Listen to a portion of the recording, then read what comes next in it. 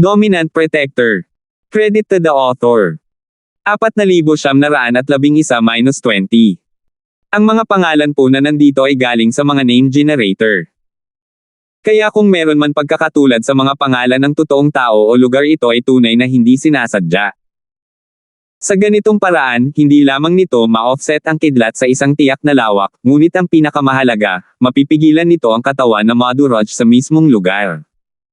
Ito ang pinakamababang kondisyon para mabuhay. Hindi alam ni Terence kung gaano katagal ang lumipas, ngunit sa wakas ay nalampasan niya ang ikatlong kidlat. Nasunog ang buong katawan niya, at para siyang menero na kalalabas lang sa black coal mine. Kasabay nito, mukha siyang pagod na vagabond. Ito ay isang kalunos-lunos na tanawin na magpapaiyak sa sinuman. Di ba sabi ko? Siguradong makakaligtas ka. Keep it up. Tumawa ang multo. F***sake. Senior, please wag mo akong kutsain. Mamamatay talaga ako kapag nangyari ito ng ilang beses. Kung mayroon kang anumang mga ideya, mangyaring gamitin ang mga ito ng mabilis. Hindi na ako makakatagal. Mahinang sabi ni Terence. Naniniwala siya na sa kakayahan ng multo, hindi ito magiging walang magawa.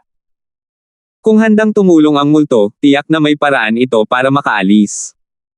Sa hindi inaasahang pagkakataon, nagpout ang makamulto at sinabing, ano ang magagawa ko? Kung may paraan ako, matagal na kitang itinuro.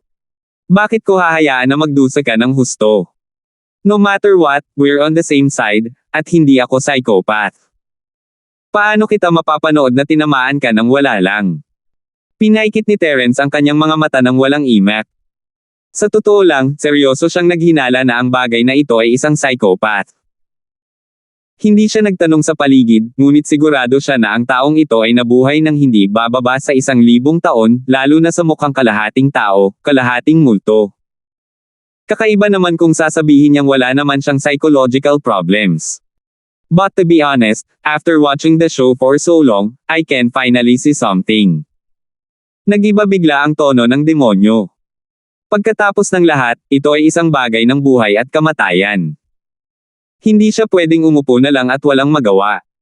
Imposible para kay Terence na makatakas ng mag-isa. Ano ito? Natuwa si Terence. Ang lugar na ito ay hindi maliit na bagay, seryosong sabi ng nakakatakot na bagay. Kalokohan. Muling iginala ni Terence ang kanyang mga mata. Ito ang maalamat na lungsod ng Thunder Burial, at 3 beses na siyang tinamaan.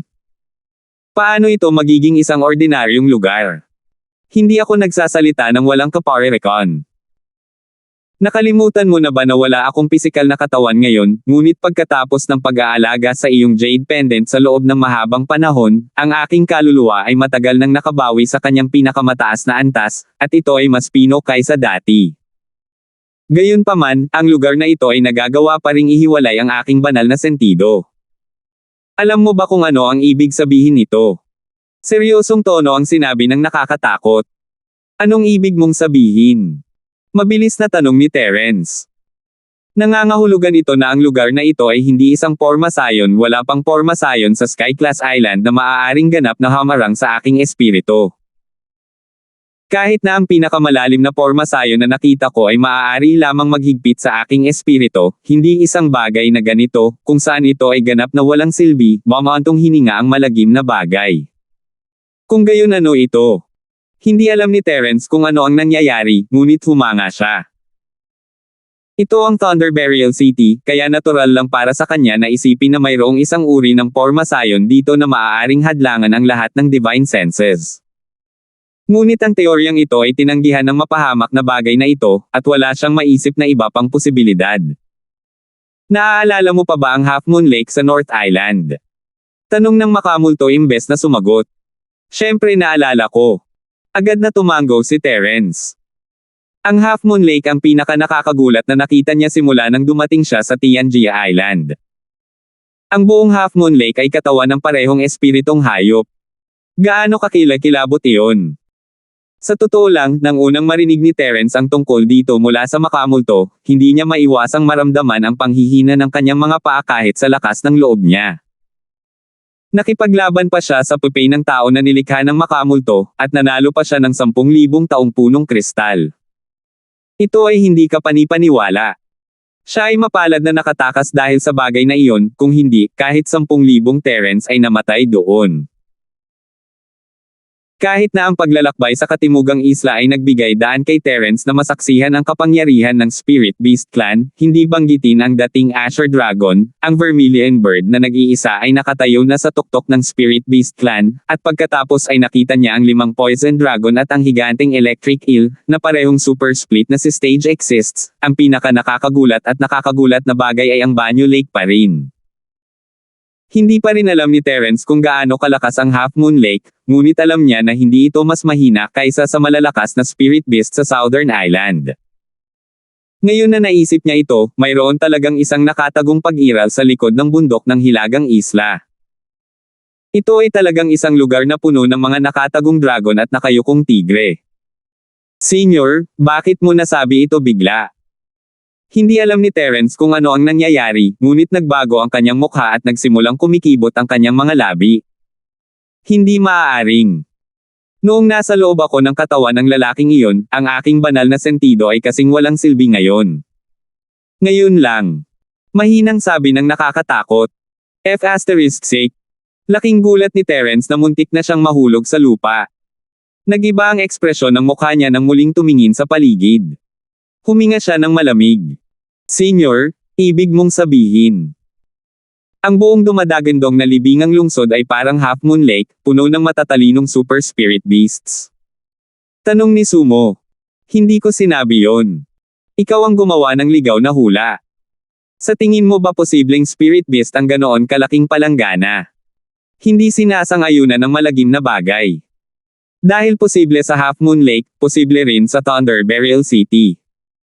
Sabi ni Terrans nang may katiyakan. Hindi, magkaiba talaga ang dalawa. Ang tunay na anyo ng Half Moon Lake ay talagang ang higanteng fir tree sa gitna. Ang nakapalibot na Half Moon Lake ay hango lamang sa napakalaking ugat nito, kaya ito ay isang tunay na anyo ng buhay. Hanggat may sapat na pagkakataon, ito ay natural na maaaring maging isang espiritu.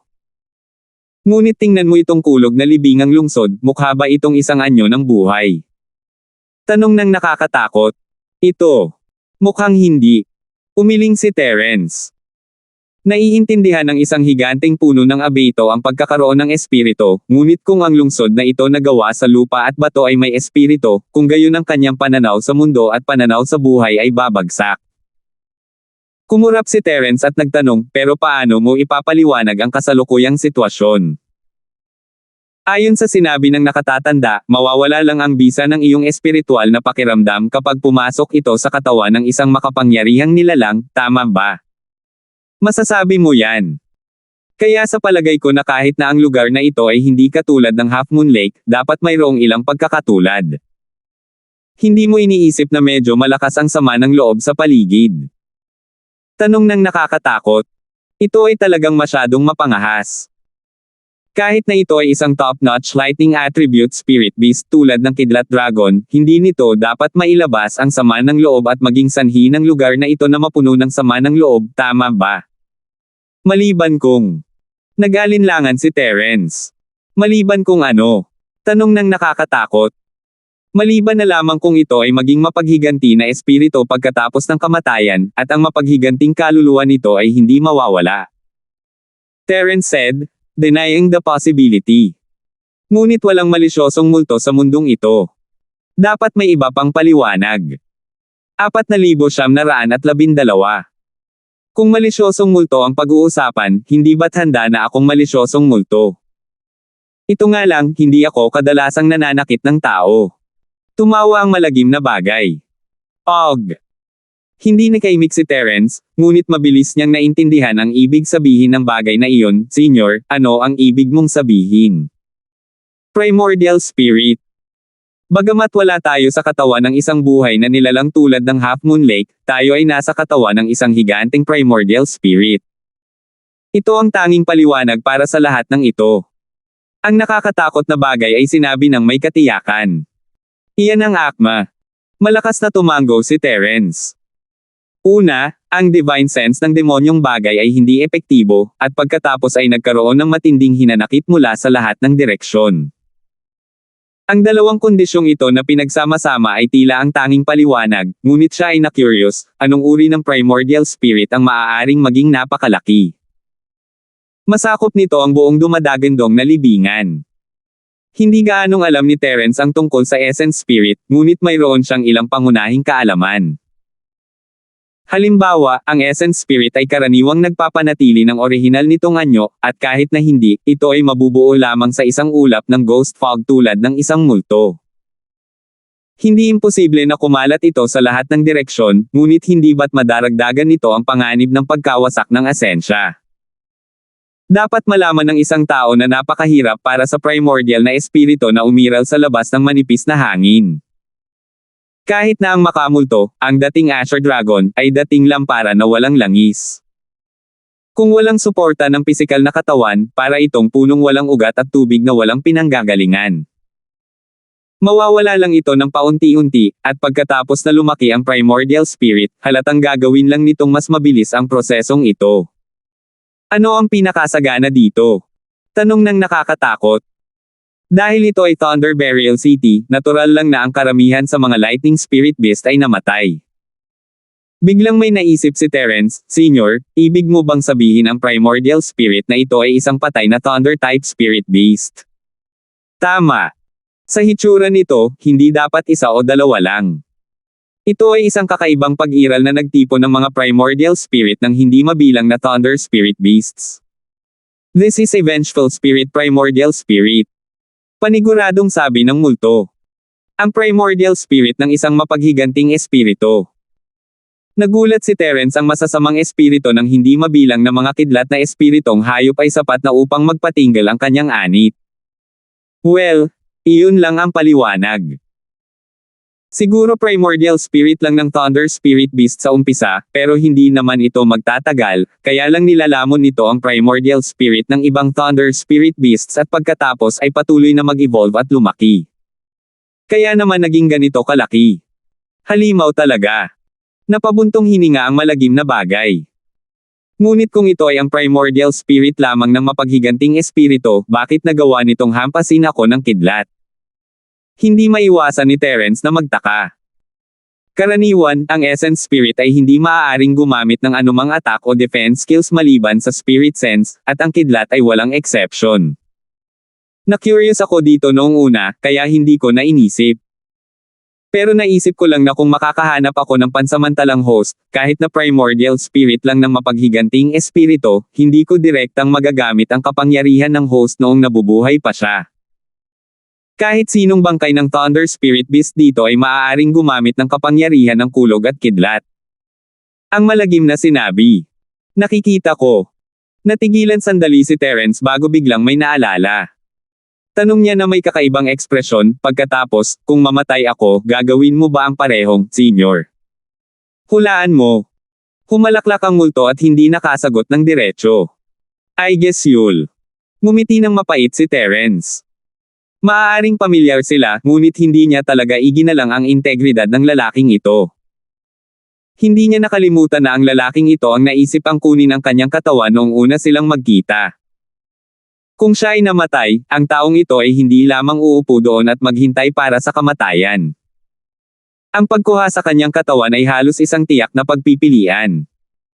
Ang pag-asam na makita ng lalaking ito ang kanyang katawan bilang isang bagay na sagrado at hindi malalabag ay isang problema sa pag-iisip para sa lalaking ito. Ngunit muli, hindi inaasahan ni Terence na mangyayari ito sa unang pagkakataon. Kung talagang namatay siya, wala nang kinalaman ang lahat sa kanya. Ang pagpapahiram sa multo ay isang magandang bagay para sa kanyang sariling mga tao. Alright, enough nonsense. Alam mo naman ang susunod na gagawin, di ba? Bumalik ang multo sa pangunahing paksa. Oo naman. Mataimtim na tumango si Terence. Dahil sigurado siya na hindi ito formation, natural na walang formation ay. Mayroon lamang isang paraan upang makaalis dito, at iyon ay ang hanapin ang katawan ng mapaghiganting espiritu at sirain ito. Walang ibang paraan. Palakas ng palakas ang sama ng loob, ibig sabihin ay hindi nakalayuan ang ikaapat na pagtama ng kidlat. 3 sunod-sunod na kidlat ang ginawa niya, ngunit wala pa rin siyang kumpiyansa na sakupin ang pang-4 at pang-5. Mula sa paraan ng pagkilos ng espiritu, mas malakas ang sama ng loob, mas malakas ang kidlat. Kaya naman, kinailangan ni Terence na makipagkarera sa kanyang kalaban at hanapin siya bago makapaglansad ng mas malakas na pag-atake ang kanyang kalaban. Ito lang ang paraan para mabuhay siya, o siguradong mamamatay siya. Gayunpaman, ang ganitong uri ng bagay ay madaling sabihin, ngunit mahirap gawin. Hindi banggitin kung ano ang gagawin pagkatapos mahanap ang kabilang partido, ang paghahanap lamang ng katawan kung saan nakatira ang kabilang partido ay napakahirap sa kasalukuyang kapaligiran. Dahil nakaharang ang kanilang paningin at nawala ng silbi ang kanilang mga banal na pandama, maaari lamang nilang tuklasin gamit ang kanilang mga paa. Sa ilalim ng gayong mga kalagayan, hindi madaling hanapin ang isang kalansay sa Thunder Burial City. Parang naghahanap ng karayom A-sentimo, sa dayami. Ngunit walang pagpipilian si Terence, ito ang tanging paraan. Kahit na kailangan niyang lumuhod, kailangan niyang igiit ang kanyang mga ngipin at gawin ito, kung hindi ay mamatay siya. Pagkatapos mag-explore saglit, biglang huminto si Terence. May puting kalansay sa ilalim ng kanyang mga paa, parang ito ay isang uri ng makapal na dog spirit beast, ngunit hindi siya sigurado kung ano iyon. Isang tingin lang ni Terence bago ipagpatuloy ang kanyang paggalugad. Ang balangkas na ito ay hindi maaaring ang host ng mapaghiganting espiritu. Pagkatapos ng lahat, ang bagay na ito ay patay na sa mahabang panahon at nabulok na sa isang kumpletong kalansay. Ang ilan sa mga buto ay nagpakita pa ng mga senyales ng weathering. Huwag na nating pag-usapan kung kaya pa ba nitong tahanan ang mapaghiganting espiritu. Kahit na ito, maaaring hindi ito makagalaw, lalo na ang iba pang mga bagay. Bilang karagdagan, may isa pang mahalagang dahilan. Ang lakas ng primordial spirit ng mapaghiganti na espiritu ay higit na limitado sa lakas ng host nito noong siya ay nabubuhay pa. Imposible para sa isang ordinaryong thunder spirit beast na mapatay ang lilang kidlat ngayon. Tanging ang ilang thunder spirit beast na nakatayo sa tuktok ay nagkaroon ng pagkakataon. Kaya't hindi hinahanap ni Terence ang katawan ng isang lightning element spirit beast, mas tumpak na sabihin na hindi niya hinahanap ang katawan ng isang normal na lightning element spirit beast. Ang kanyang target na hanay ay talagang napakalimitado, ito ay malamang na ang kidlat na ibon o ang kidlat na dragon. Bagamat ito ang lungsod ng Thunder Burial, hanggat ang isa ay nagbigay ng kaunting pansin, makakahanap sila ng mga tambak ng buto ng Thunder element spirit beasts halos bawat ilang hakbang. 4,913. Bagamat nakakabigla ang mga ito, lahat sila ay medyo ordinaryong uri ng kidlat na mga espiritong hayop. Maaari silang magdulot ng gulo sa labas, ngunit maliwanag na hindi sila kwalipikadong mapili ng mapaghiganting espiritu ng primordial na espiritu bilang isang host. Habang siya ay naggalugad, isa pang lilang kidlat ang bumagsak sa kanyang ulo. Handa si Terence para dito, at ibinaba niya ang kanyang braso para magpaputok ng isa pang kidlat. Ang sumunod na nangyari ay naulit ang baliw na pagkibot. Sa kabutihang palad, nagulat si Terence nang makitang ang lilang kidlat ay hindi gaanong mas malakas kaysa dati. Sa dati niyang karanasan, matagumpay niyang nalagpasan ito. Siyempre, siya ay dapat na nasa isang kaila-hilakbot na estado, ngunit hindi siya nagdusa ng anumang malaking pinsala. Ito na ba ang limitasyon? Tumalon sa tuwa ang puso ni Terence, ang pagsasanay sa kidlat sa pagkakataong ito ay lubos na nagpabuti sa kanya. Hindi lang mas malakas ang mga tama ng kidlat, mas lumalaban din sa kuryente ang kanyang katawan. Kung lalabas siya sa kanyang kasalukuyang estado, makakayanan niya ang 5 beses na pagdurusa ng thunder ng walang tunog, lalo pa ang isang ordinaryong pagdurusa ng thunder. Ang 10 beses na pagdurusa ng kulog ay magpapaungol lamang sa kanya. Kung tutusin, nakaranas siya ng hindi bababa sa 50 beses na pagdurusa sa thunder nitong ilang beses, lalo na sa huling 2 beses, na tinatayang halos 100 beses. Dapat lang. Ang lakas ng lilang kidlat nito ay maihahambing na sa isang master sa pagbubukas ng yugto ng bundok. Imposibleng maging mas malakas kaysa dito. Pumayag naman ang multo. Bakit ganon? Kung talagang top-grade lightning type spirit beast, hindi naman kakaiba na nasa itaas ito ng mountain opening stage, di ba? Tanong ni Terence, nalilito. Ang lakas ng mga nangungunang Thunder Spirit Beast tulad ng Thunder Dragon at ang Lightning Bird ay hindi mas mababa sa mga nangungunang master ng iba pang Spirit Beast clans. Kung hindi, walang magseryoso sa mga Thunder Spirit Beast. Sa madaling salita, kahit na ang lakas ng makapangyarihang pag-iral sa kanila ay hindi maihahambing sa apat na nangungunang matatanda, sila ay nasa unang yugto ng pagbubukas ng lupa. Kung hindi, ito ay hindi makatwiran. Ito ay hindi kakaiba, ngunit kailangan mong malaman na kahit na ang mapaghiganti na espiritu ng primordial na espiritu ay nakakabit sa kanilang bangkay, imposible para sa kanila na gamitin ang lahat ng kanilang lakas noong sila ay nabubuhay pa. Malamang na sila ay dumanas ng ilang mga pagkalugi, at normal para sa kanila na bumagsak sa isang malaking kaharian. Kapag ang yugto ng pagbuo ng lupa ay nasa kanilang mga kamay. Ito ang nakakatakot na paliwanag. Kaya ganyan. Dapat sinabi mo sa akin kanina, Senior. Pinag-alala mo ako ng matagal. Sa wakas ay nakahinga ng maluwag si Terence. Ang kanyang mga ugat ay naging tensyon sa buong oras, at talagang naisip niya na siya ay hindi malayo sa kamatayan, ngunit pagkatapos marinig ang mga salita ng multo, sa wakas ay maibabalik niya ang kanyang puso sa kanyang tiyan. Hehe, paano ako makakasigurado dito? Kahit na ang lakas nito ay binabaan ng isang major realm, paano kung ang bangkay na iyon ay nasa si Shattering Realm talaga? Hindi ka pa rin ba mamamatay? Ang malagim bagay laughed gloatingly. Hindi ba't kwalipikado na ang mga cultivator sa si Rift Realm na makipagkumpetensya para sa posisyon ng apat na dakilang elder ng iyong Spirit Beast clan? Saan ka nakakuha ng napakaraming si Rift Realm cultivator? Ako ay walang karanasan na senior, huwag kang magsinungaling sa akin. Sabi ni Terence, kinurot ang kanyang mga labi. Walang masyadong Spirit Beast sa Sea Rift stage, pero sino ang nagsabi sa iyo na walang Thunder Elemental Spirit Beasts? Kung hindi dahil sa paglitaw ng hari ng mga Spirit Beast at ang katulad na kapalaran ng Ghost-Eyed Eagle King, karamihan sa kanila ay napilitang magtago sa Thunder Elemental na bagay na ito sa Plain Island. Sabi sabay buntong hininga. Kung ganoon, ni-reshuffle lang ng hari ng mga Spirit Beast ang power structure ng iyong Spirit Beast clan. Taos-pusong sabi ni Terence. Oo naman. Ito lang ang nag-iisa sa kasaysayan na maaaring piliting pagsamahin ang lahat ng espiritong hayop sa isang angkan. Ito ay isang maliit na bagay lamang sa paningin nito. Ang malagim na sinabi, na nagpapanggap na kalmado. Ni hindi niya namalaya na nagbago na pala ang tono niya nang banggitin niya ang hari ng mga espiritong hayop. Napangiti si Terence sa sarili. Talagang tinupad ng hari ng mga espiritong hayop ang pangalan nito, upang magawa nitong igalang siya mula sa kaibuturan ng kanyang puso. Habang nakikipag-usap ang dalawa sa kanilang mga espirito, mabilis pa ring ginalugad ni Terence ang paligid.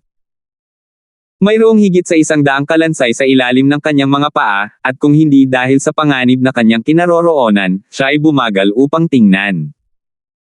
Ito ay parang museo ng mga espiritong hayop na may uri ng kidlat, na may lahat ng uri ng kakaibang bagay. Hindi nagtagal, kasama ang walang kapantay na sama ng loob sa paligid, isa pang kulay ube na kidlat ang bumaba mula sa itaas. Nagpalabas si Terence ng isa pang lightning bolt upang malabanan ito ng madali, at pagkatapos ay gumawa ng isa pang breakdance sa hangin. Sa totoo lang, nasanay na siya. Hehe, unti-unti nang lumiliit ang oras ng dalawa. Mukhang mahahanap na natin ang tunay na salarin. Ang malagim na bagay ay nagsimulang kuskusin ang kanyang mga kamao sa pananabik. Kahit mahanap natin, baka hindi natin matalo. Senior, ano ba ang excited mo? Natahimik si Terence, hindi mali ang kanyang hypothesis, ngunit ano ang dapat niyang gawin pagkatapos niyang matagpuan ang mga ito? Kahit na ang kabilang partido ay nasa yugto lamang ng pagbubukas ng bundok, siya, na nasa maagang yugto pa lamang ng mahiwagang lupain ng Ascension, ay hindi mananalo. Pagkatapos mag-isip tungkol dito, naramdaman ni Terence na ang tanging magandang balita ay na siya ay nagiging mas lumalaban sa kuryente. Hindi dapat siya mapatay ng kalaban sa maikling panahon sa pamamagitan lamang ng kidlat. Kung hindi, kung ito ay ibang tao sa yugto ng pagbubukas ng bundok, maaari silang mapatay sa isang iglap. Siyempre, kung ganoon ang kaso, hindi siya magkukusa na hanapin ang kabilang partido. Sa halip, tumakas siya hanggat maaari, hindi nangangahas na mahuli ng kabilang partido. Bakit hindi pwede? Hindi ito masyadong inisip ng malagim na bagay. Ikinalukot nito ang kanyang mga labi at sinabing, ito ay hindi isang tunay na espiritong hayop ng pagbubukas ng yugto ng bundok. Sa karamihan, ito ay isang bangkay lamang na kinokontrol. Ito ay puno ng mga kapintasan.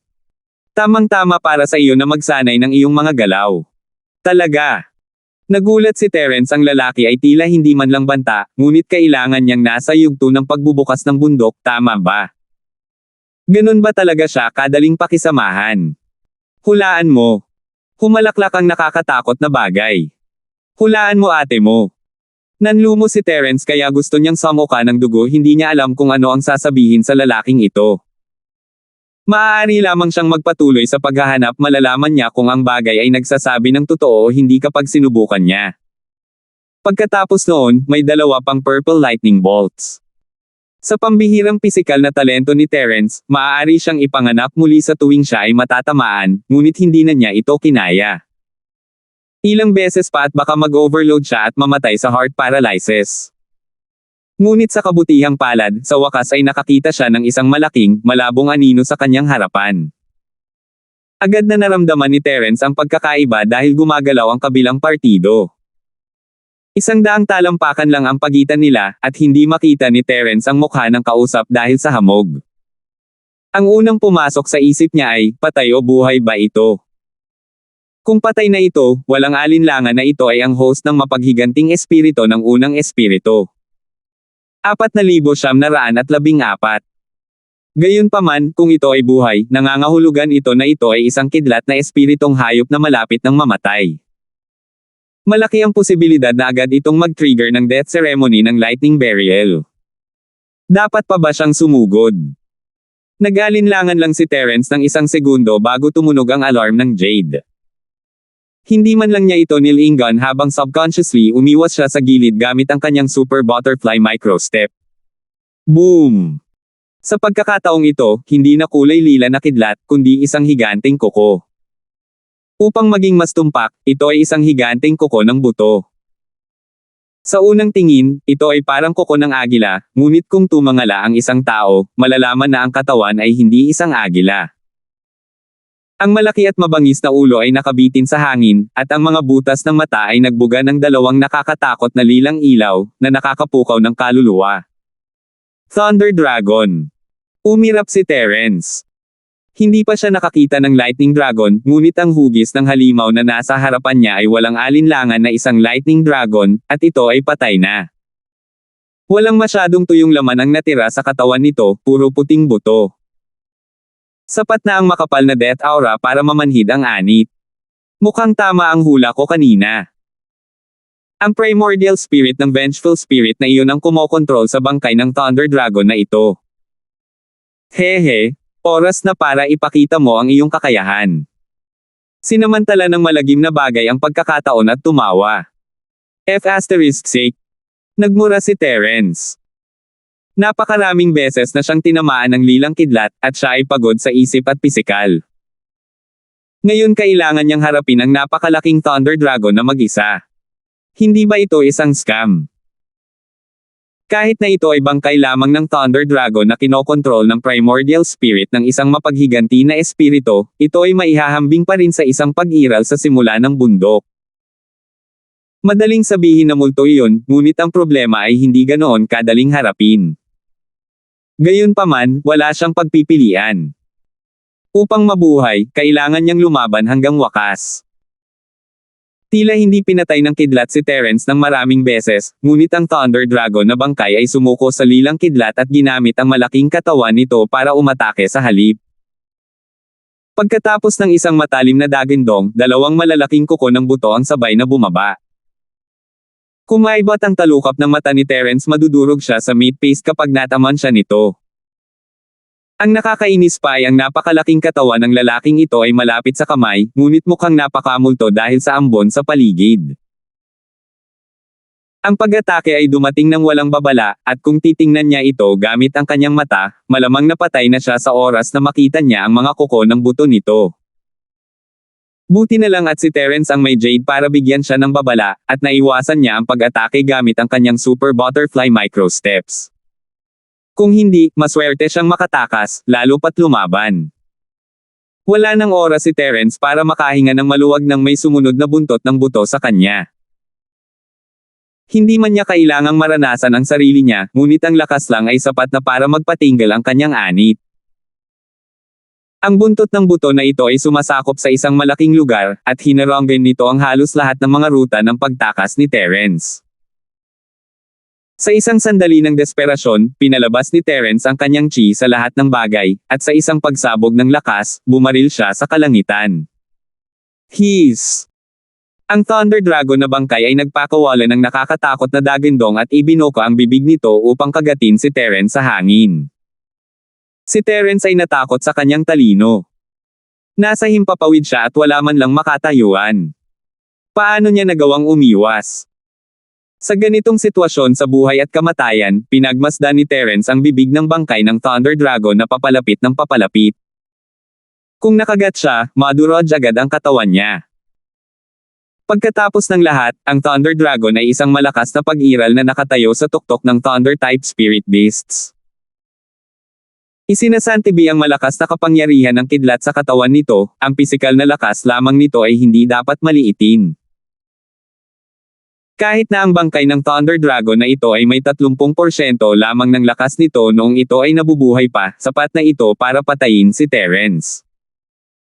Sa ganitong sitwasyon, blanko na sana ang isip ni Terence, ngunit mas mabilis siya kaysa karaniwan. Nag-isip siya ng paraan para mabuhay, at sa sandaling ibuka ng kanyang kalaban ang kanyang bibig para kagatin siya, itinulak niya ang kanyang chi palabas sa kanyang likuran at ipinasok ang kanyang sarili sa bibig. Kung ito ay isang buhay na Thunder Dragon, si Terence ay hindi maglalakas loob na gawin ito. Ang pagpapadala sa sarili sa bibig ng dragon ay pagpapakamatay. Buti na lang, bangkay lang iyon ng Thunder Dragon. Hanggat hindi siya nakagat ng matatalas ng ngipin nito, hindi malaking problema ang pagpasok sa bibig ng dragon. Binigyan pa nito si Terence ng hindi pa nagagawang kalamangan pagkatapos niyang ipasok ang bibig, biglang napagtanto ng Thunder Dragon na bangkay na hindi nito matatamaan ang surot ng tao. Nako, ikaw ay isang henyo sa pakikipaglaban.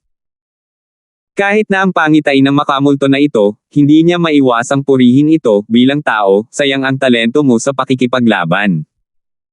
Napakaganda kung isa kang spirit beast. Kung bibigyan ka ng malakas na katawan tulad ng Dragon Clan, maaari mo pang hamanin ang Vermilion Bird. Walang oras si Terence para makipag-usap sa kanya, itinayan niya ang kanyang buhay para makapasok sa bibig ng kalaban, at habang siya ay nangunguna, magiging problema pa rin para sa kanya na talunin ang kalaban.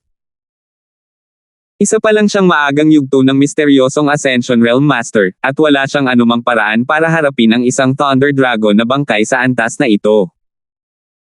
Ang pinakamalakas na hampas ng kidlat na mayroon siya ay halatang walang silbi ngayon. Hindi man lang Katie kung tumama sa bangkay. Pagkatapos ng lahat, ang bangkay ay isang tunay na dalubhasa sa kuryente, at ang tibay nito ay mas mataas kaysa kay Terence. Para sa iba pang mga pamamaraan, ang pinakamalakas ay ang 5 elementong pumapatay kay Chi. Kung may sapat na oras si Terence, maaaring makagawa siya ng mas malakas na 8 elements martial skill, ngunit halatang wala siyang oras. Wala akong pakialam. Walang oras si Terence para mag-alinlangan. Itinaas niya ang kanyang kamay at ipinadala ang kanyang pinakamalakas na 5 elemento na pumatay kay Chi patungo sa ulo ng bangkay ng Thunder Dragon. Alam niyang walang silbi ang pag-atake sa ibang lugar. Ito ang tanging lugar kung saan malamang na nagtatago ang mapaghiganting espiritu. Boom! Ang 5 elemento na pumatay sa layunin ay tumusok sa makapal na layer ng mga buto, at ang malaking lukob ng utak ay lumitaw sa harap ni Terence nang walang anumang sagabal. May kakaibang purple na ambon sa loob. Nanginig ang katawan ni Terence nang maramdaman niya ang pagdaloy ng hinanakit sa kanya. Ito ay halos solid, at siya ay nahuli nang hindi nakabantay habang siya ay pinalipad. Sa kabutihang palad, nahawakan niya ang buto sa tabi niya sa isang sandali ng desperasyon, o kailangan niyang magsimulang muli. Ito kaya ang primordial spirit ng mapaghiganting espiritu. Gumalaw ang puso ni Terence, at hindi niya namamalaya na itinaas ang kanyang kamay para i-shot ang isa pang 5-element killing intent, ngunit pinagsisihan niya ito sa sandaling ginawa niya ito. Dahil ang kalaban ay isang essence spirit, walang silbi ang 5 element na pagpatay na layunin laban dito. Tamang-tama, ang pumapatay na chi ng 5 elemento ay direktang dumaan sa kakaibang purple na ambon ng walang kahit katiting na tunog o paggalaw. Mamatay! Mamatay! Mamatay! Ang kakaibang lilang liwanag ay kumislap, at isang napakahirap na boses ang lumitaw sa isip ni Terence. Ito ay parang isang hindi matalinong hayop na nagsasalita ng wika ng tao, lubhang hindi kasiya siya. 4,915. Matapos makipag-usap sa bagay na ito ng napakatagal, nalaman kaagad ni Terence na hindi ito boses mula sa totoong mundo. Ito ang impormasyong itinatak sa kanyang isipan ng mapaghiganting espiritu ng espiritu sa pamamagitan ng banal na kahulugan nito. Sa pag-iisip na iyon, biglang nagkaroon ng ideya si Terence may mga trick siya para harapin ang ganitong uri ng espiritu. Huwag kalimutan ang unang pagkakataon na nakita niya ang bagay na ito, hindi ito isang palakaibigang pag-uusap, ngunit isang pagkakaibigan na nabuo mula sa isang away.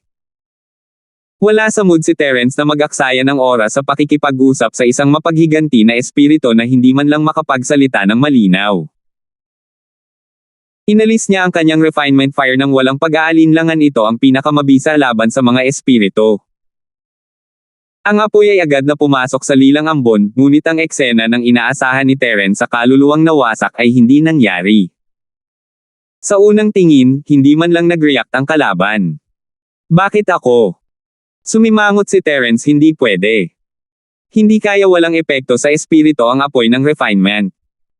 Gayunpaman, napagtanto ni Terence na siya ay mali.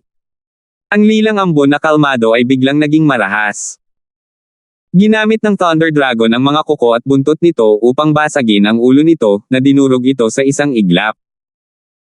Nawalan ng balanse si Terence at nahulog mula sa himpapawid, puno ng takot ang kanyang puso.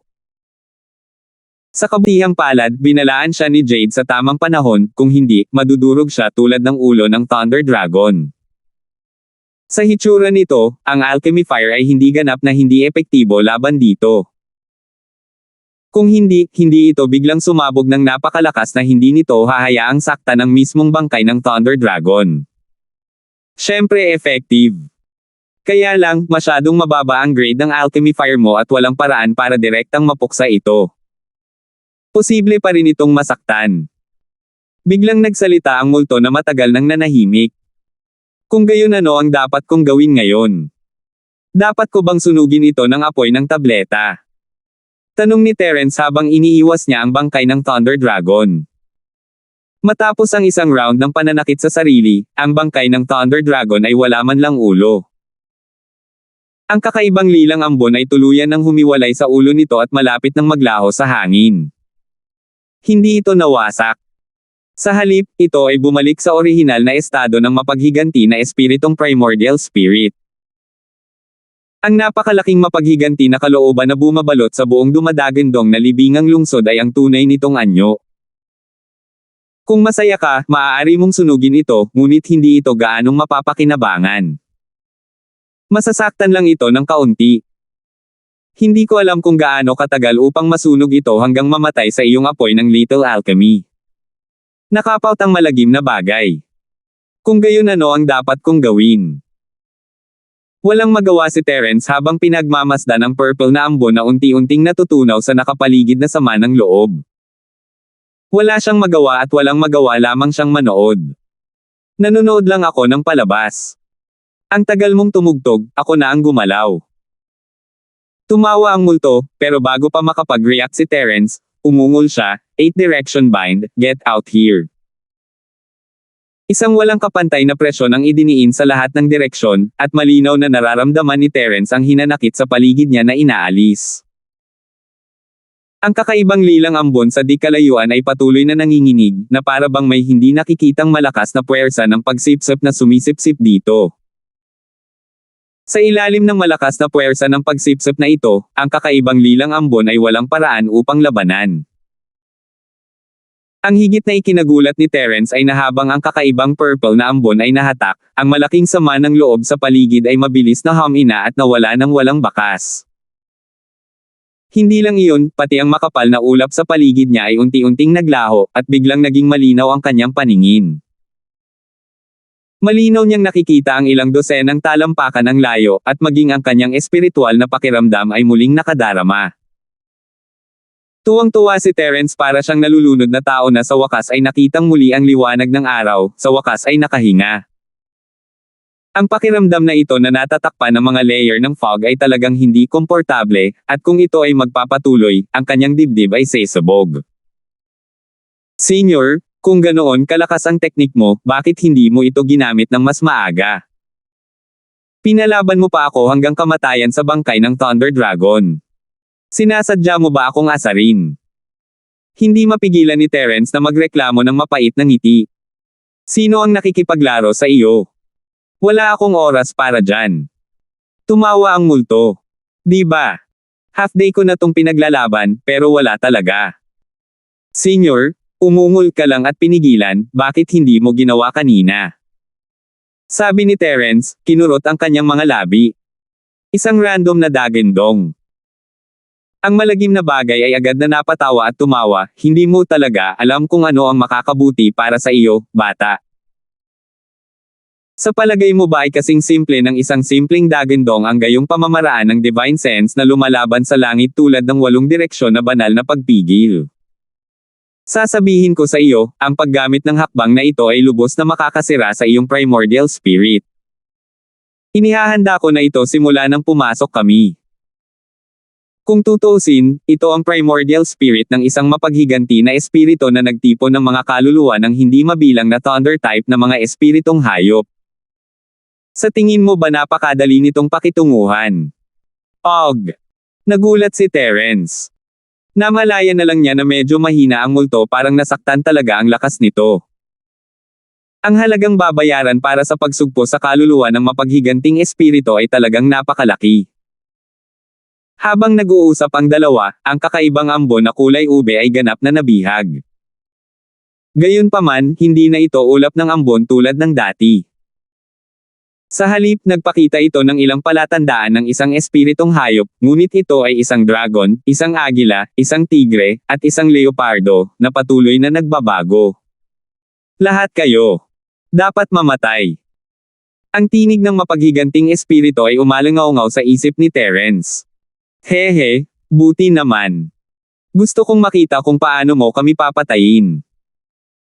Malamig na tumawa ang malagim nang marinig ito, at para bang isang higanteng kamay ang biglang naikuyom ang kamao nito. Agad na nagpakawala ang mapaghiganting espiritu ng unang espiritu ng isang nakakasakit ng pusong panaghoy, at ang lilang liwanag nito ay lumabo ng husto. Please let me go. Ang mapaghiganti na espiritu ng primordial na espiritu ay hindi na nakapagpigil. Tulad ng isang halimaw na natutong magsalita, nagsimula itong humingi ng awa sa sobrang kahirapan. Hehe, medyo mataktika ang lalaking ito. Hindi mapigilan ni Terence na mapangiti. Naisip niya na dahil ang kalaban ay nabuo mula sa mapaghiganti na mga espiritu ng hindi mabilang na elemento ng kidlat na mga espiritong hayop, ito ay magiging isang lubhang marahas at marahas na pag-iral. Hindi niya akalain na ganoon kabilis itong hihingi ng awa matapos mapigil. Ito ay normal. Ang taong ito ay sumanib sa napakaraming mapaghiganti na espiritu. Bagamat ang lakas nito ay hindi kapani-paniwalang malakas, kasabay nito, dahil sa alitan sa pagitan ng iba't ibang mapaghiganti na espiritu at mga nalalabing kaisipan, ang katalinuhan nito ay lubhang naapektuhan. Mabuti na rin at naiintindihan pa rin nito ang wika ng tao. Hindi ito maglalaro ng kahit na anong pandaraya. Paliwanag ng malagim na bagay. Kaya ganyan. No wonder napakabagal nung unang pag-atake sa akin. Napakatagal ng pagitan ng dalawang kidlat.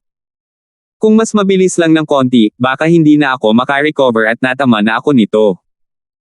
Tumango si Terence. Hindi lang iyon, ngunit maaari rin niyang husgahan mula sa sitwasyon noong nakipag-away siya sa bangkay ng Thunder Dragon na ang mapaghiganti na espiritong primordial na espiritong ito ay karaniwang walang mga tuntuning masasabi. A. 4,916.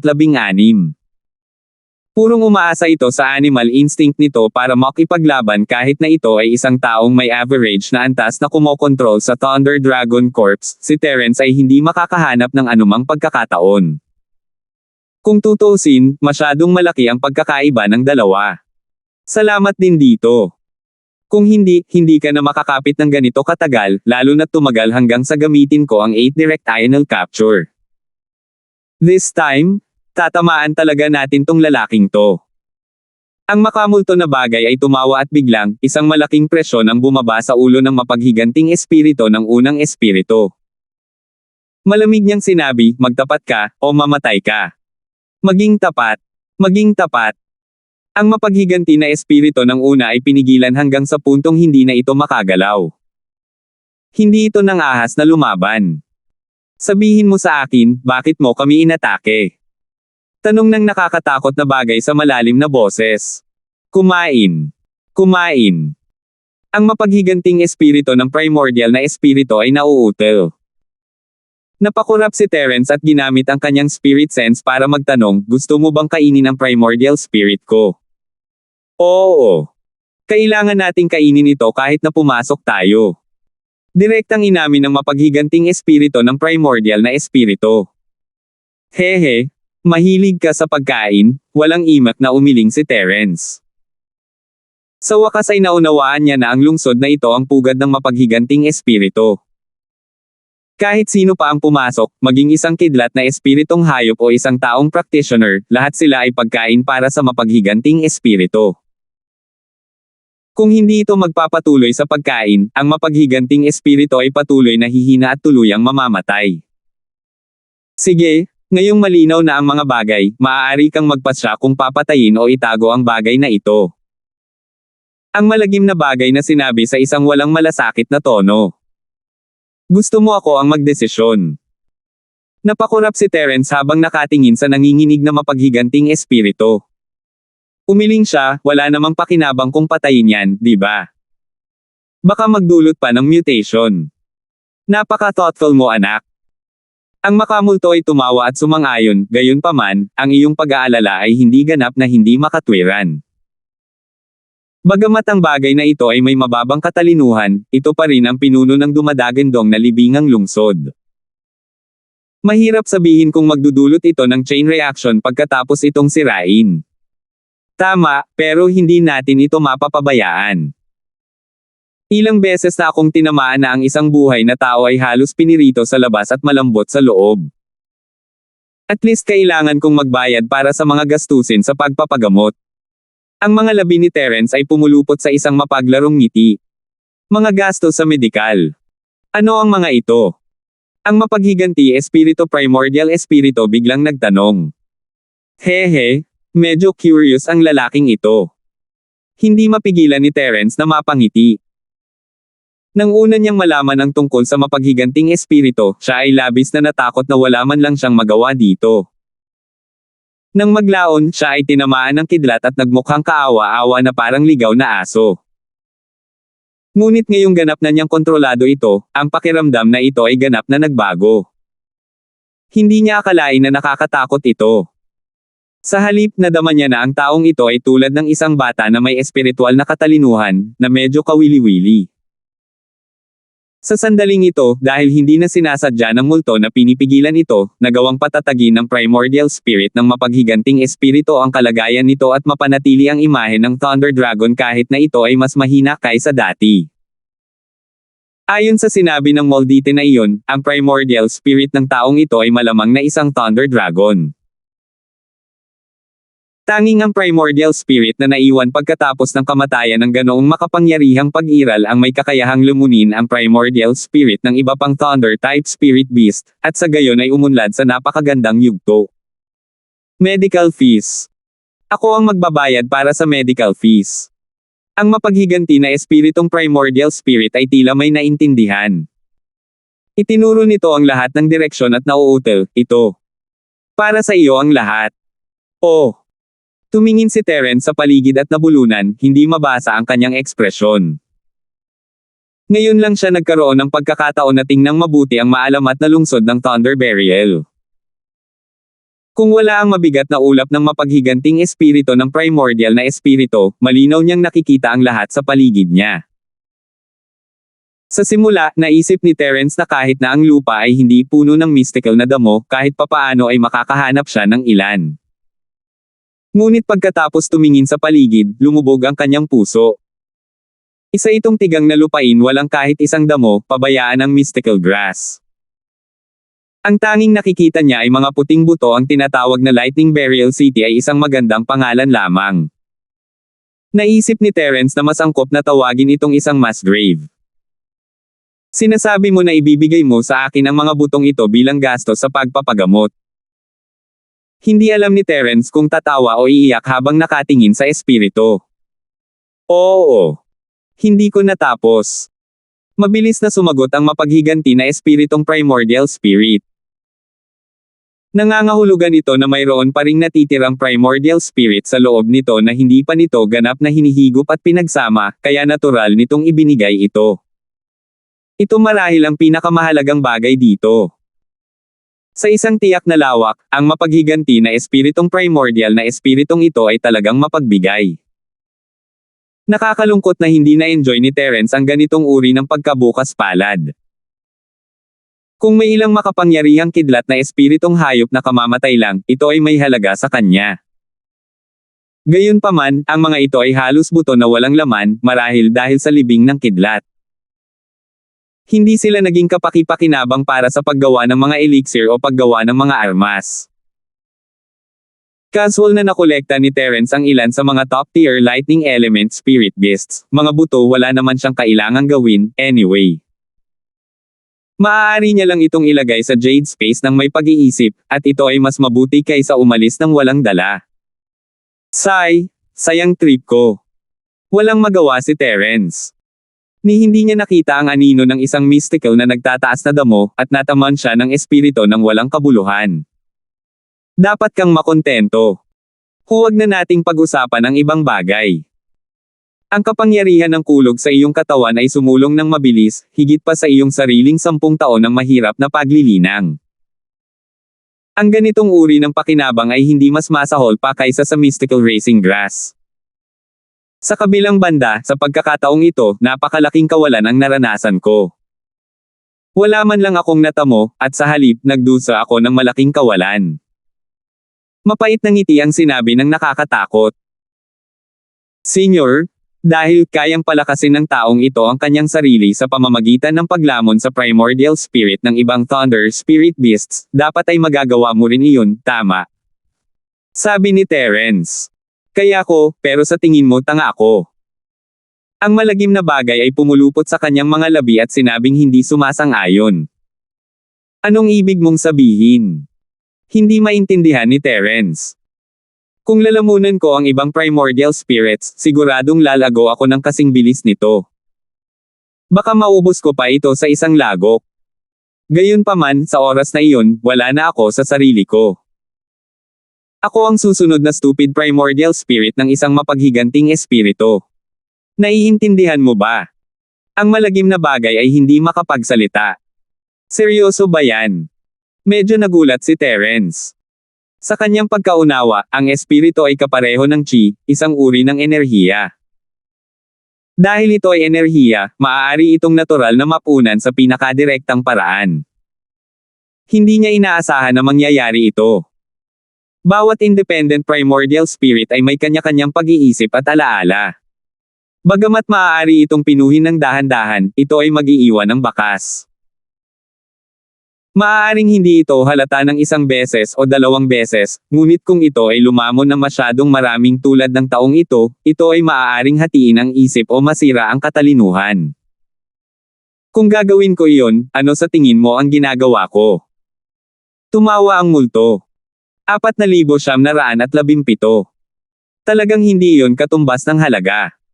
Sa halip na iyon, mas mabuting dahan-daang alagaan ito ng mag-isa. Tumanggaw si Terence at umalis sa lungsod. Pagkatapos lamang niyang umakyat sa bangin at makatakas ay tuluyan ng pinakawala ng malagim na bagay ang mapaghiganting espiritong primordial spirit. Makahulugang sinabi nito, ito ay isang mabuting gawa. Marahil ito ay magiging kapaki-pakinabang sa hinaharap. Ha! Hindi napigilan ni Terence na magtanong, isang beses ka lang makapasok sa lugar na ito, hindi ka na magkakaroon ng pagkakataong bumalik sa hinaharap. Paano magkakaroon ng lugar kung saan mo ito magagamit? Hehe, nakarinig ako ng chismis mula sa Thunder Dragon. Hindi ko alam kung totoo o hindi. Ang Thunder Plain Island na ito ay hindi kasing simple ng hitsura nito. Pag-uusapan natin ito sa hinaharap kung magkakaroon tayo ng pagkakataon. Pupunta ako sa closed door cultivation at magpapagaling. Huwag mo akong abalahin kung wala. Ang sinabi ng makamulto na nagpapanatili sa kanya sa pagdududa. Sige, sabi niya.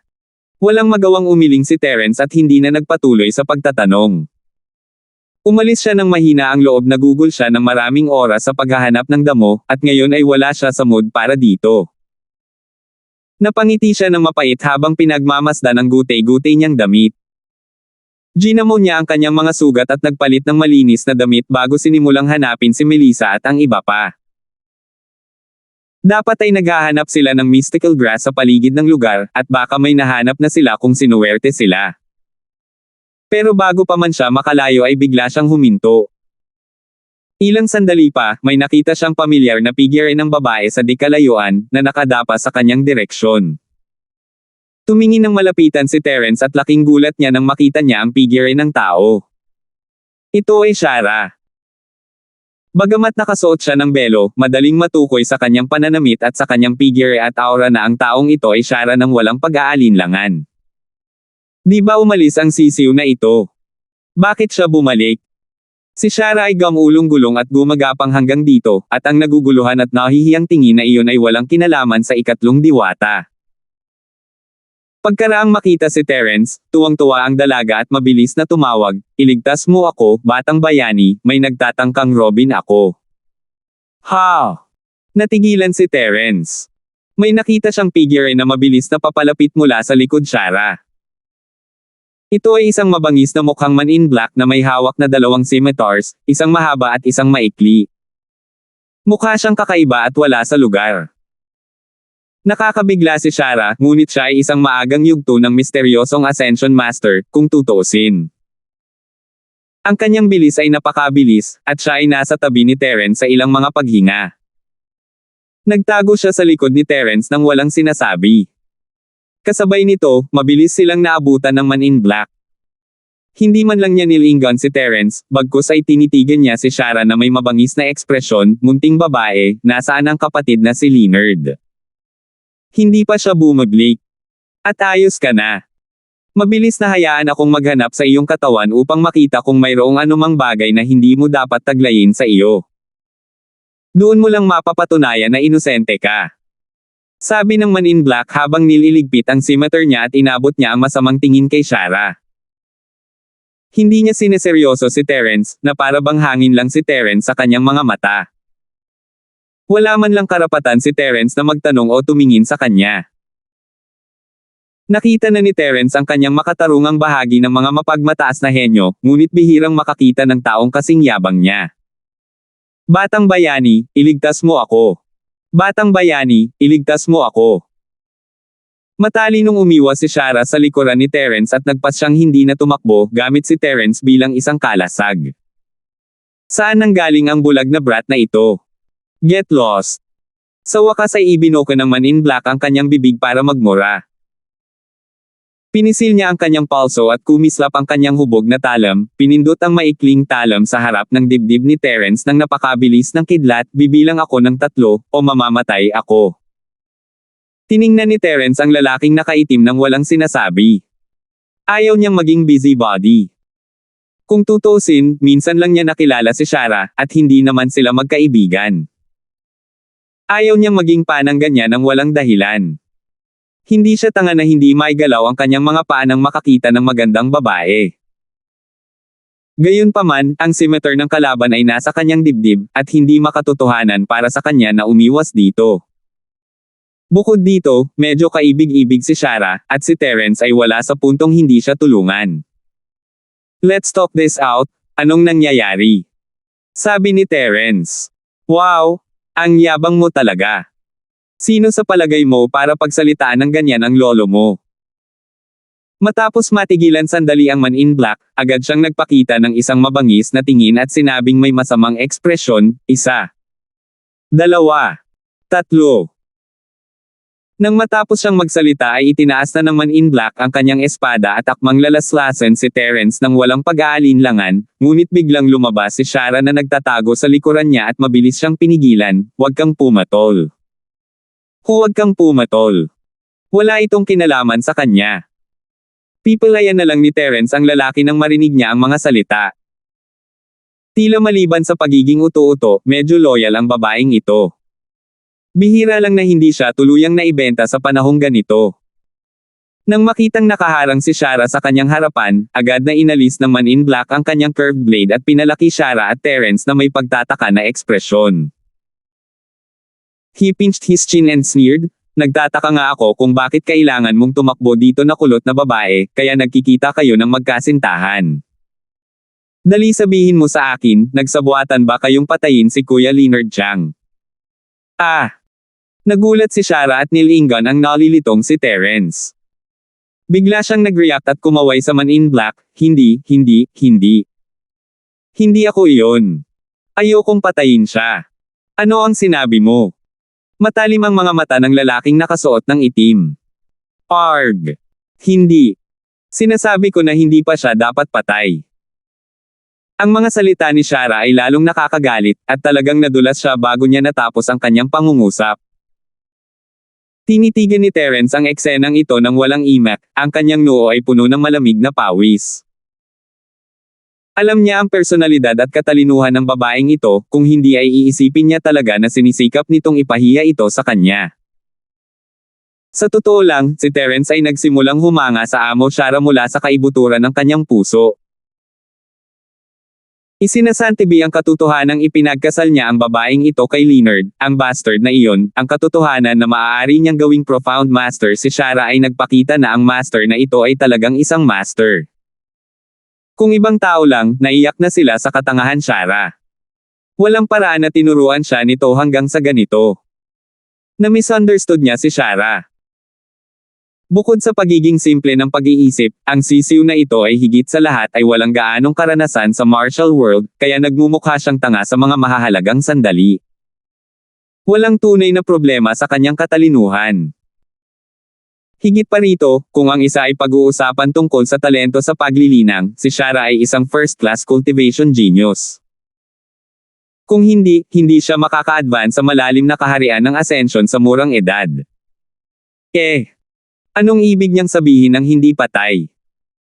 Little shriveled girl, tell me clearly, pinatay mo ba si Kuya Chang? Galit na galit ang Man in Black at akmang laslasin siya. 4,918. Hindi ko alam kung patay na ba siya o hindi. Sa sobrang takot ni Shara ay namutla ang munting mukha niya, at may humihikbi na tono. Hindi na alam ni Terence kung ano ang sasabihin ng babaeng ito ay karaniwang umaamin na sinaktan niya si Leonard Chang. Anong klaseng katangahan itong kasamahan? Isa itong tipikal na malababoy na kasamahan. Kung pag-uusapan, ang kabilang partido ay isang early-stage Mysterious Ascension Realm expert, at siya ay isa ring early-stage Mysterious Ascension Realm expert. Hindi man sila kasing lakas ng isa't isa, hindi sila dapat matakot. Sa paghusga sa gulat na anyo ni Shara, malamang na hindi sila nag-away, at agad itong tumakbo palayo nang makita ang kabilang partido. Ang isang marangal na maagang yugto ng malalim na eksperto sa Ascension Realm na nakaharap sa isang kalaban ng parehong antas ay hindi man lang nagkaroon ng lakas ng loob na subukan ang tubig. Upang maging mas tumpak, hindi niya naisip na subukan ang tubig. Nakakabigla lang ang pahayag na ito. Paano nagtagumpay ang gayong mababang antas na tao sa pagsulong sa yugto ng profound? Paano ito natitiis ng mga taong gumugol ng kanilang buong buhay ngunit napatigil sa malaking bilog ng nascent soul stage? Mula sa pananaw na ito, ang batang babae ay talagang maituturing na isang hindi pangkaraniwang tao. Sa sandaling ito, ang isa pang lalaking nakaabo ay mabilis na lumapit mula sa malayo at sumigaw, "Matandang Lee, kumusta?" Sumagot ang Man in Black na nagngangalang Matandang Lee at itinuro ang dalawa gamit ang kanyang hubog na talam, "Old Islaw, itong babaeng ito at ang kanyang kasintahan ay tila nagsabuatan na patayin si Kuya Chang. Ano ang dapat nating gawin?" "Ano? Pinatay nila si Kuya Chang. This damned adulterous couple." Malaki ang pagbabago sa ekspresyon ng matandang babae. Para sa kanila, si Leonard ay hindi lamang ang kanilang pinuno, kundi pati na rin ang kanilang tagapagtaguyod at proteksyon sa academy.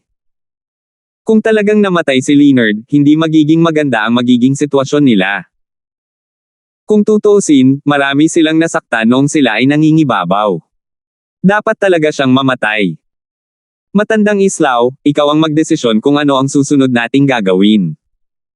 "Makikinig ako sa iyo," agad na sabi ni Old Lee. "That goes without saying. Siyempre papatayin ko itong adulterous couple para ipaghiganti si Kuya Chang."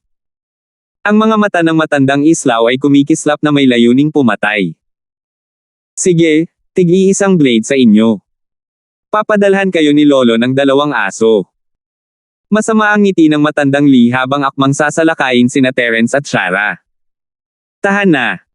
Biglang iniunat ng matandang Islaw ang kanyang kamay para pigilan siya. Tinitigan niya ng masama ang tingin Shara at sinabing, "Huwag mong sabihing hindi kita binigyan ng pagkakataon. Basta't matalino ka para ibigay ang lahat ng magagandang bagay na mayroon ka, at pagkatapos ay masunurin mong susundin ako, maaari kong isaalang-alang na buhayin ka." "Ah! Ako!" Sa sobrang takot ni Shara sa kanyang mga mata ay nakikita ang mga ito sa kanyang damit kaya mabilis itong nagtago sa likod ni Terence at itinulak siya palabas. Walang magawang umiling si Terence, parang kailangan niyang bawiin ang kanyang komento. Ang katapatan ng dalaga ay tumagal lamang sa sandaling iyon, at muli niya itong ipinagbili. Ikaw naman? Pretty boy? Kung gusto mong mabuhay, tingnan natin kung anong klaseng kayamanan ang maaari mong ilabas. Kung hindi sapat, hehe." Isang malamig na liwanag ang sumilay sa mga mata ng matandang kwago, maliwanag ang kahulugan nito.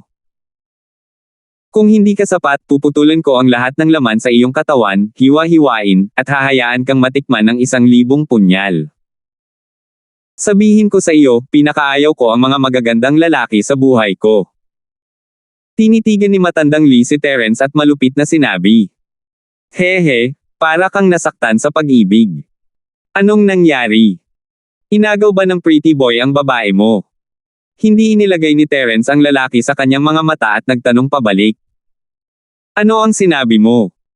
Ano ang sinasabi mo, iyong maliit na puting mukha na naputol sa 1,000 piraso?" Nang marinig ito ng matandang Lee, nawalan siya ng kontrol sa kanyang emosyon at mukhang sisubog na siya sa mismong lugar. Talagang nasaktan siya. Nagulat si Terence.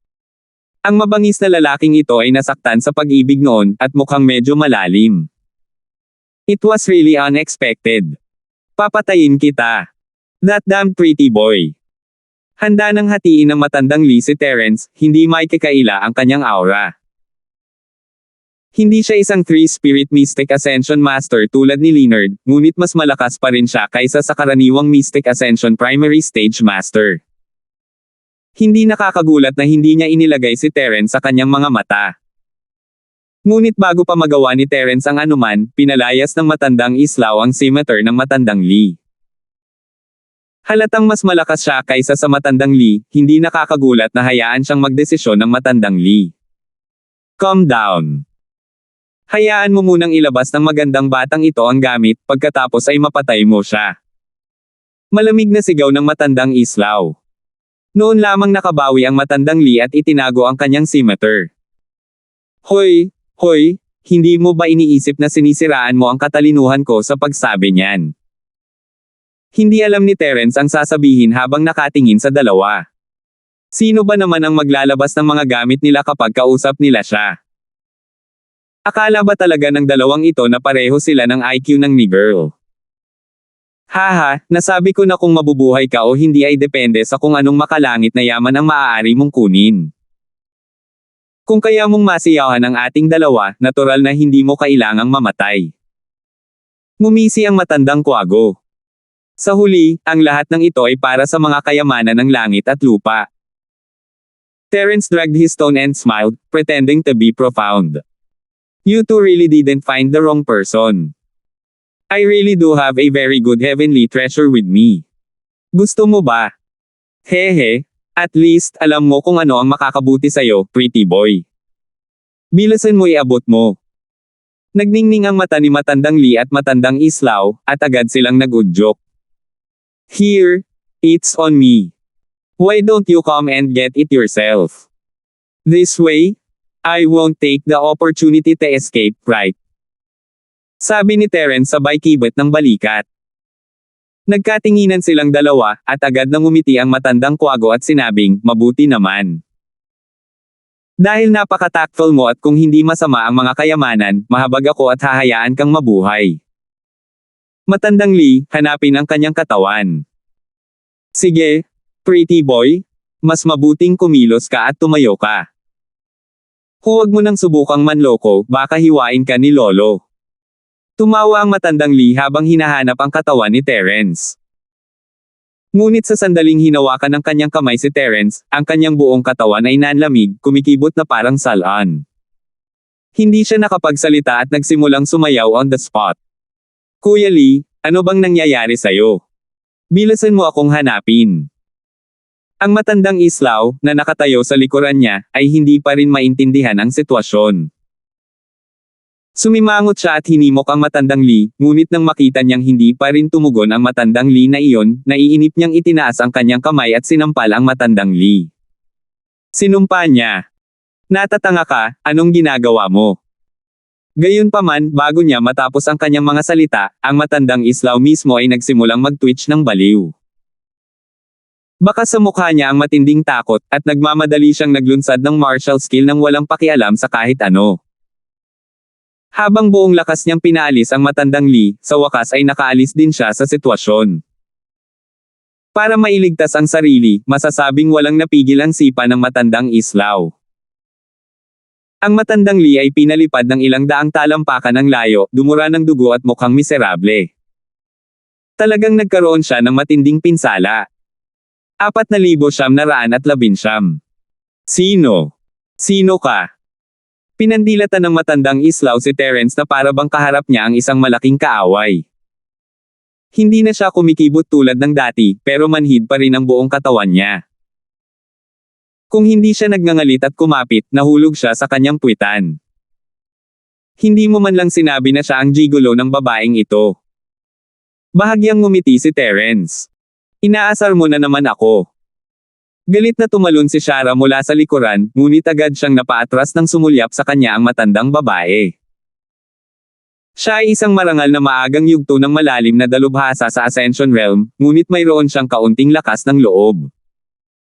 Hindi niya talaga alam kung ano ang sasabihin. Kung ganoon, bakit may kuryente ka? May dala ka bang divine weapon? Puno ng takot ang mukha ng Matandang Islaw. Ngayon lang niya nahawakan ang balikat ng Matandang Lee, at bilang resulta, isang mabangis na kapangyarihan ng thunder ang agad na pumasok sa kanyang katawan. Kahit na ang lakas ng kidlat na kapigatian ay hindi kasing lakas ng kidlat na kapigatian, ito ay nakamamatay pa rin sa kanya. Sa sobrang takot niya ay halos lumipad na ang kaluluwa niya sa katawan niya. Sa kabutihang palad, mabilis siyang nag-react at pinalayas ang Matandang Lee sa oras. Kung hindi, siya at ang Matandang Lee ay naging dalawang sunog na bangkay sa ngayon. Hulaan mo. Ngumiti si Terence, mabuti na lang at nasa isolated practitioning ang bagay na ito, kung hindi, tatalon-talon ito at babulalas, katulad mo ako noong bata pa ako. Halos lumuwa ang Matandang Islaw ng isang subo ng dugo habang nakaturo kay Terence na may malamig na ngiti. Huwag masyadong mapagmataas, medyo bata. Hindi ko alam kung anong mga kakaibang bagay ang tinatago mo, pero hanggat hindi ko nahahawakan ang katawan mo, sa tingin ko ay walang magiging problema. I have at least 100 ways to kill people from a distance. Gusto mo bang subukan silang lahat? Hindi. Wala akong masyadong oras. Sobrang busy ko. Ikinaway ni Terence ang kanyang kamay, na parang ayaw niya ng gulo. You reckless pretty boy, huwag kang madala. Galit na galit ang matandang babae sa sinabi ni Terence. Siya ay tagasunod ni Leonard sa pangalan, ngunit ang kanyang tunay na lakas ay hindi mas mahina kaysa sa Leonard. Wala lang siyang background, o magiging henyo siya na maaaring maging isa sa 4 na nascent soul young masters. Ngayon, siya ay kapareho ni Leonard, isang bihirang 3-spirit mysterious ascension master. Masyado kang mabait, nagsasabi lang ako ng totoo. Kailangan ko pang hanapin ang mga kasama ko. Hindi ko talaga kayang sayangin ang oras ko dito kasama ka. Sinsero ang tono ni Terence. Matandang Lee, patayin mo ang magandang batang ito. Galit na galit ang matandang Islaw, ngunit hindi niya ito ginawa sa kanyang sarili. Sa halip, umatras siya ng isang hakbang sa takot na baka makuryent siya muli.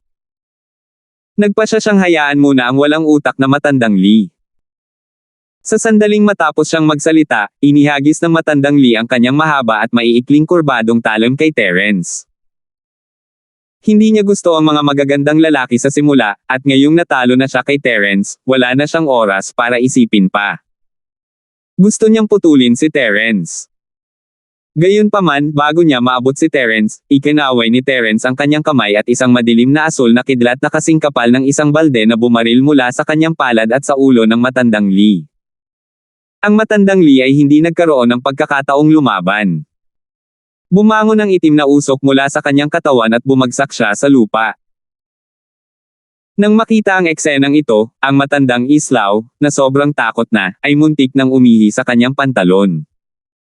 Nanginginig ang kanyang mga binti at tiyan.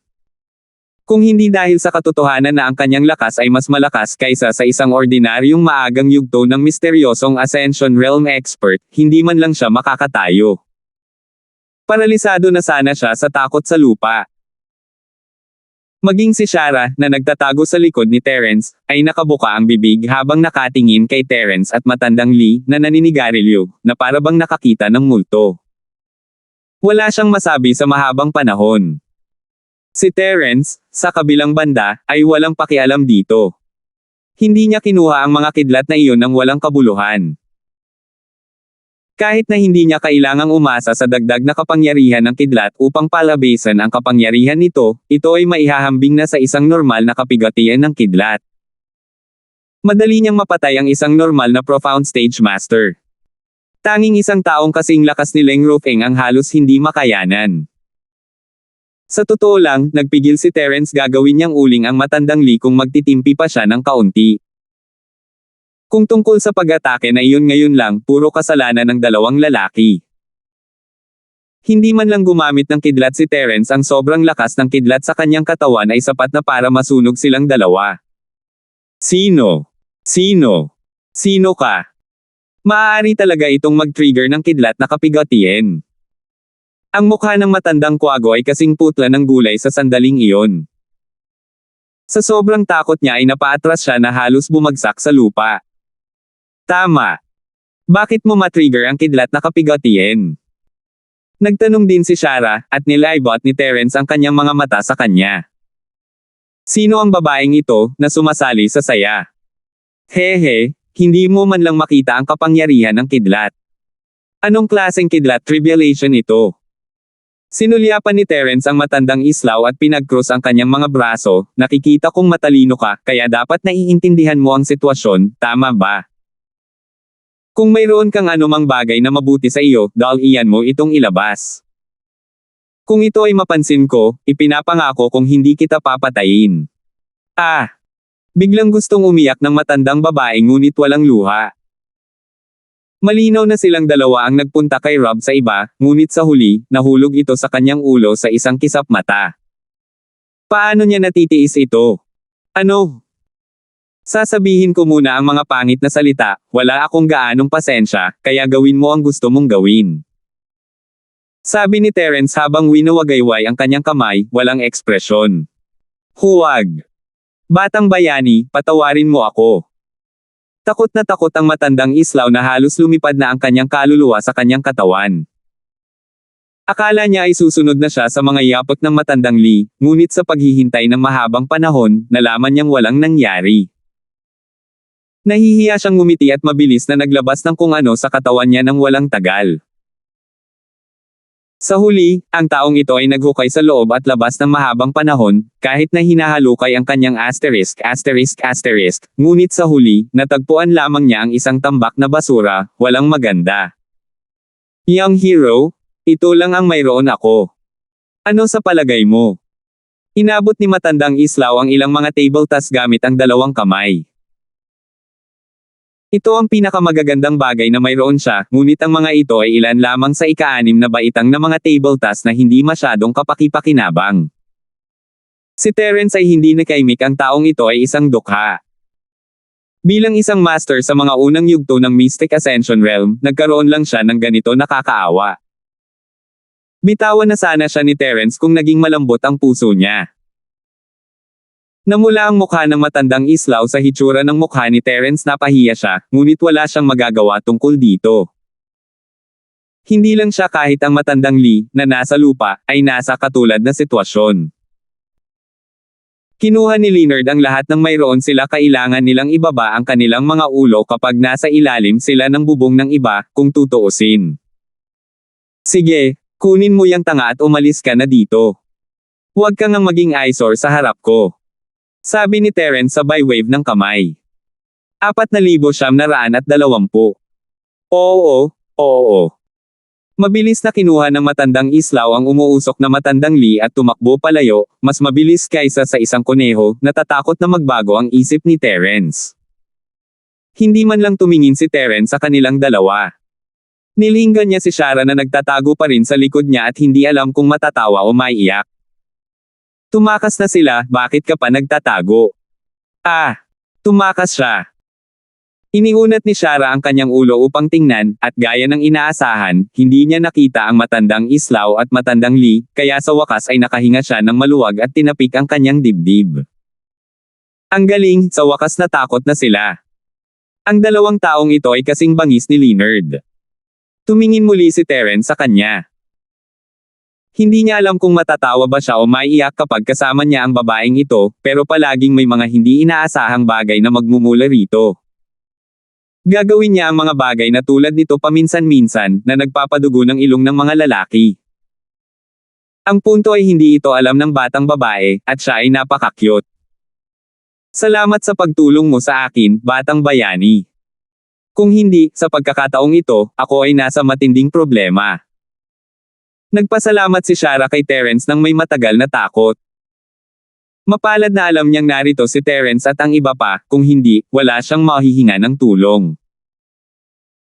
Ang mga kahihinatnin ay hindi maiisip kung mahulog siya sa mga kamay ni matandang Lee at matandang Islaw. Sabi ko, anong nangyayari?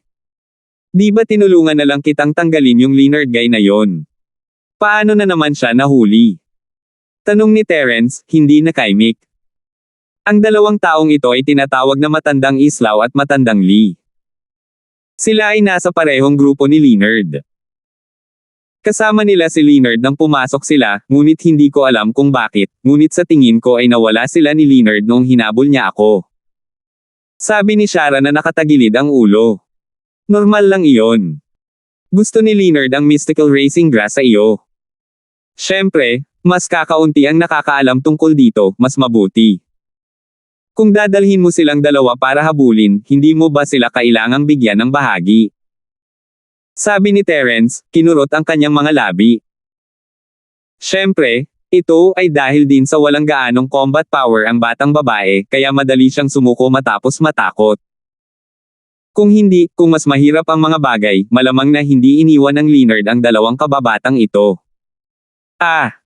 Kaya pala, akala ko nawala sila. Parang natauhan si Shara. Bukod sa iyo, naniniwala ako na walang sino mang makakarating dito ang madaling maligaw. Makakatiyak ka tungkol dito. Hindi napigilan ni Terence na matawa. Ganun ba?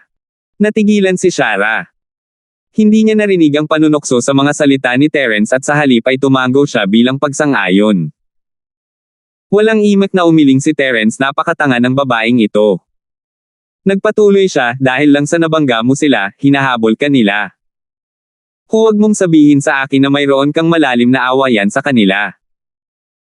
Kung hindi, hindi ka dapat maging hindi mapagkakasundo, tama ba? Si Shara ang pangatlong diwata, kung tutuusin, at siya rin ang kasama ni Leonard sa Dao sa pangalan.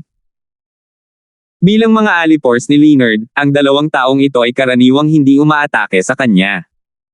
Well, after we ran into each other, ayaw muna nila akong mahuli.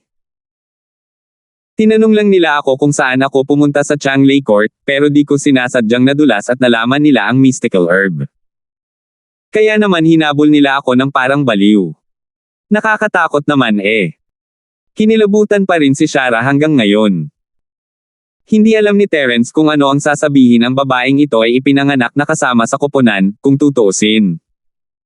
Hahayaan niyang lumabas sa bibig niya ang ganito. Karapat-dapat talaga siyang tugisin. But then again, parang boss, parang underlings. Ang mga kampa ni Leonard ay kapareho ni Leonard.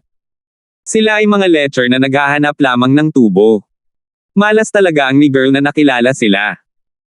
Bueno, dahil ang dalawang taong ito ay itinaboy, dapat ay maayos ka, tama? Aalis na ako. Tumingin si Terence kay Shara at hahanapin na sana ang tatlo. Gayunpaman, bago siya makahakbang, hinawakan ni Shara ang kanyang manggas. Sa kanyang gulat, pinilipit niya ang kanyang kaliwang paa at kanang paa, na punit ang isang bahagi ng manggas ni Terence sa lugar. Kasabay nito, bumagsak siya sa mga braso ni Terence. Huwag pumunta. Ang unang reaksyon ni Shara ay hindi ang itulak si Terence palayo, ngunit ang tumingin sa kanya ng may awa. Hoy, huwag mo akong kulitin. Nakatingin lang si Terence sa langit. Wala siyang choice, ang babae ay isiniksik sa kanyang harapan, at makikita niya ang mga bagay na hindi niya dapat kung tumingin siya sa ibaba. Ganun pa man, nag-react pa rin si Terence na parang isang normal na lalaki na nakayakap ang katawan ng babae. Kung tutuusin, sobrang init ng katawan ng dalaga, at awkwardly lang siyang nakagalaw pabalik. Napasigaw si Shara at itinulak si Terence na may pulang mukha. Itinuwid niya ang kanyang leeg, "You're talking nonsense. Babae ako, paano ako manliligaw sa lalaking katulad mo? Sino bang may sabi na ang mga babae ay hindi maaaring kumuha ng kalayaan sa mga lalaki? May mga babaeng rogue pa rin." Umiling si Terence at tumawa. Babaeng hooligan. Sandaling natigilan si Shara. Itinagilid niya ang ulo at nag-isip ng matagal bago niya naintindihan ang ibig nitong sabihin. Kinawian niya ang kanyang mga kamay at sinabing, "Ako. Hindi ako babaeng hooligan. Hindi babaeng hooligan. Saka bakit mo ako kinukulit ng walang dahilan? Pinunit mo pa ang manggas ko. Nagpalit lang ako ng damit, tapos ngayon ginawa mo na naman itong parang uniforme ng pulubi." Walang magawang sabi ni Terence. "Hindi kita kinulit. Gusto lang kitang hilahin pabalik. Sino ang nakakaalam na ang iyong manggas ay napakahina?" Si Shara ay bumulaga na parang siya ay nagkamali. Siya ang nabad trip sa sarili niya, pero ngayon sinisisi niya ang manggas ko dahil hindi siya malakas. Hindi alam ni Terence kung paano mag-react sa ganoong loika, kalimutan mo na yun. Saka bakit mo ako hinihila? Natatakot ako na baka mahuli na naman nila ako, kaya pwede mo ba akong pabolaikan, batang bayani? Naaawang sabi ni Shara. Pabolaikan kita. Hindi ngayon, sumimangot si Terence, hindi ko nahanap ang mga kaibigan ko. Tapos susundan kita. Sa ganoong paraan, hindi sila maglalakas loob na pumunta at hulihin ako. Sumunod naman agad si Shara. Ano? Kumurap si Terence, wala siyang ibang plano ngayon, kung tutuusin. Aalis siya pagkatapos mahanap si Melissa at ang iba pa, at hindi naman big deal ang pagsasama nitong babaeng ito. Kayo na ang bahala. Ang galing. Batang bayani, napakabuting tao mo. Tuwang-tuwa si Shara. Isang mabuting tao na napakahusay na nagtago. Tumingin si Terence sa kanya. Oo, isang mabuting tao na napakahusay na nagtago. Paulit-ulit na tumango si Shara. Muntik nang bumagsak si Terence sa lupa. Hindi niya alam kung matatawa ba siya o maiiyak matapos niyang mabangga ang kakaibang babaeng ito. 2 beses niya itong iniligtas, at siya ay isang mabuting tao. Mukha ba siyang masamang tao? Sa pagsunod Shara sa kanyang likuran, sinimulan ni Terence na hanapin si Melissa at ang iba pa sa gilid ng palanggana. Siyempre, titingnan din niya kung may mystical herbs. Gayunpaman, halatang masyadong nag-iisip si Terence. Nakatadhana siyang walang swerte sa mystical racing grass sa pagkakataong ito. Hindi lang basta-basta pumasok sa Thunder Burial City, hindi rin niya ito mahanap kahit 4 na oras na siyang gumala. Malas talaga siya. Salamat po at sinamahan ninyo ako, ingat lagi mga master.